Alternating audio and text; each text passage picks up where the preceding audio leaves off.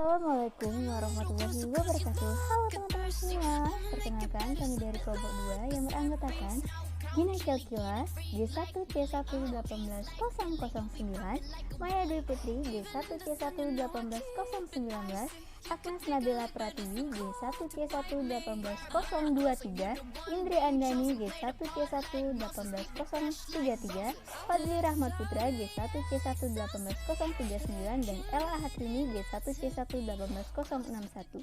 Baiklah teman-teman, hari ini kami akan mempresentasikan metode ADI yang terfokus pada desain. Sebelumnya, kami akan menjelaskan apa sih itu ADI. Menurut Puspasari dan Suryaningsih tahun 2019, model ADI adalah model yang sering digunakan untuk pengembangan instruksional. Model ini pun dapat digunakan untuk berbagai macam bentuk pengembangan produk seperti strategi pembelajaran, metode pembelajaran, media, dan tentunya bahan ajar. ADI juga merupakan singkatan dari Analysis, Design, Development, Implementation, dan Evaluation. Untuk pengertian desain sendiri, desain merupakan tahap kedua dalam model ADI yang digunakan untuk merancang pelatihan. Tahap ini sering dikenal sebagai tahap blueprint atau membuat rancangan. Dalam perancangan model atau metode pembelajaran, tahap desain memiliki kemiripan dengan merancang kegiatan belajar mengajar. Kegiatan ini merupakan proses sistematik yang dimulai dan menetapkan tujuan belajar, merancang skenario atau kegiatan belajar mengajar, merancang perangkat pembelajaran, merancang materi pembelajaran, dan alat evaluasi hasil belajar. Rancangan model atau metode pembelajaran ini masih bersifat konseptual dan akan mendasari proses pengembangan berikutnya. Baiklah, saya akan melanjutkan penjelasan dari teman saya tadi. Kemudian ada tahap perancangan ataupun tahap desain. Ini ada untuk siapa pembelajaran dirancang. Jadi ini mengacu kepada siapa sih peserta yang ingin kita berikan pelatihan. Kemudian yang kedua ada kemampuan apa yang Anda ingin untuk dipelajari. Ini mengacu pada kompetensi. Kompetensi yang bagaimana yang ingin dilakukan dalam pelatihan tersebut.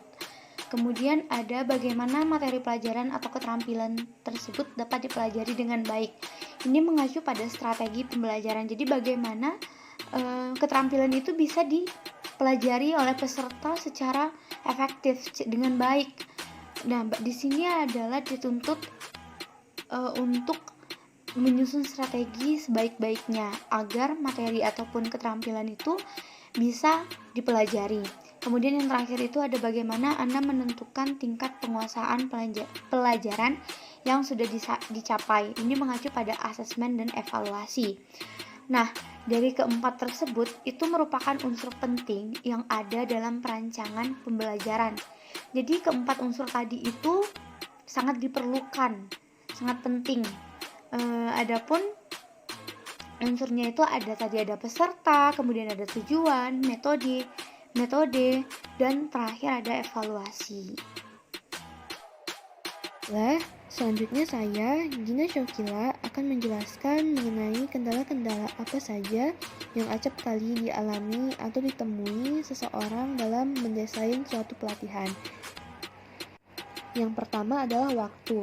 Waktu di sini berkaitan dengan seberapa panjang waktu yang digunakan untuk mempersiapkan pelatihan yang efektif dan juga seberapa panjang waktu yang dibutuhkan dalam pelatihan itu sendiri. Waktu harus didiskusikan, ditetapkan, dan ditentukan sematang mungkin agar sasaran pencapaian dalam pelatihan dapat diraih. Selanjutnya adalah akomodasi dan ketersediaan fasilitas, di mana besar kecilnya persentase akomodasi dan ketersediaan fasilitas ini dalam mempengaruhi pelatihan yang hendak diusung bergantung lagi pada kemampuan perusahaan atau organisasi yang bersangkutan. Misalnya, jika perusahaan atau organisasi tengah mengalami krisis finansial, maka perusahaan atau organisasi tersebut bisa jadi mengalami kesulitan dalam menyediakan akomodasi dan fasilitas yang memadai untuk pelaksanaan pelatihan.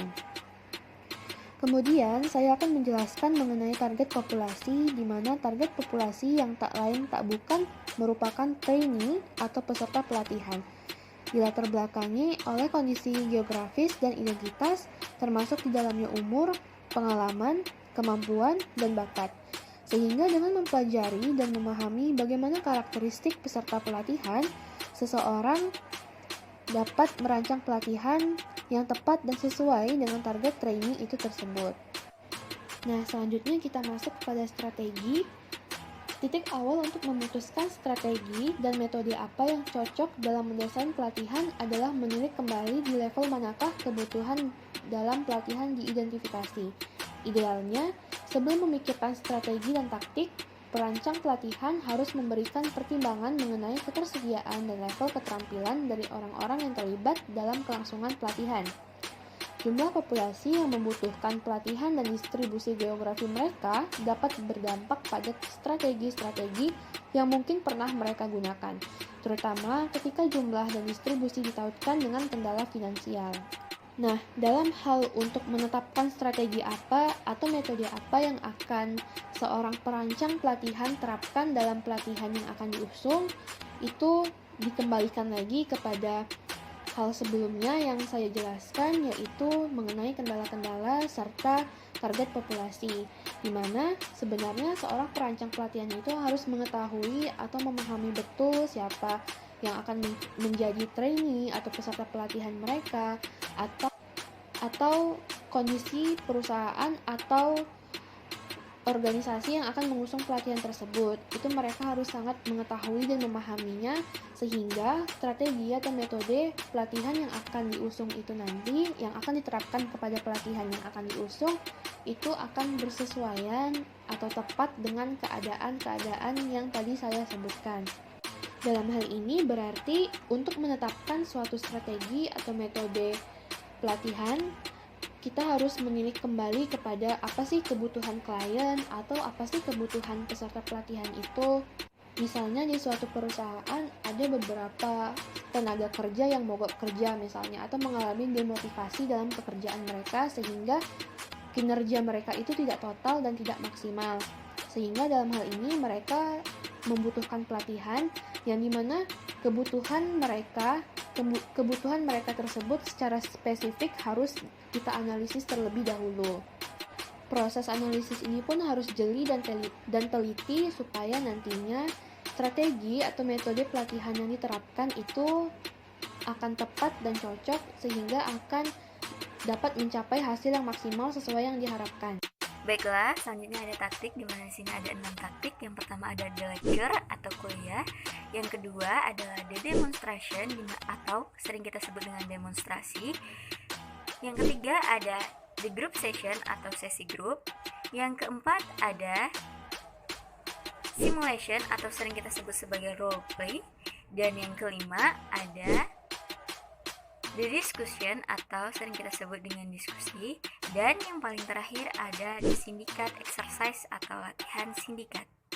Baiklah teman-teman, itulah presentasi dari kami. Orang ganteng suka sama Rini. Ada pertanyaan? Ayo maju kalau berani. Terima kasih semuanya.